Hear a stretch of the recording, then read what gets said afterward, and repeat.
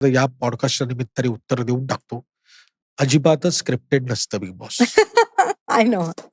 याची मला किंचित नाही, पण मी जाणीव आहे. का तर प्रत्येक जण असताना तिथे बसलेलं हो. आणि स्क्रिप्टेड कोणी नाही. कोणाला भेटत नाही. हं, हं, हं. आम्ही आमचा एक वे ठरवलेला असतो आणि त्या वे मध्ये त्या लोकांना आम्ही टाकतो. बरोबर. कुठला गेम खेळायचा आहे, त्या गेममध्ये शेवटी ना 2 दिवस ना नाटकं करू शकतात.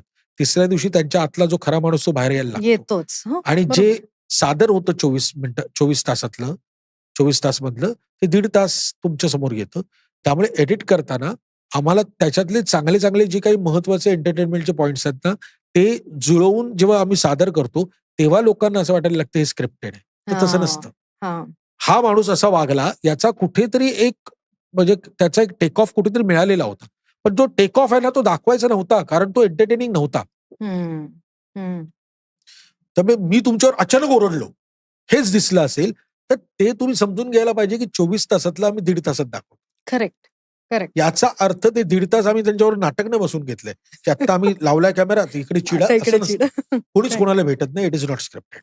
Okay, okay.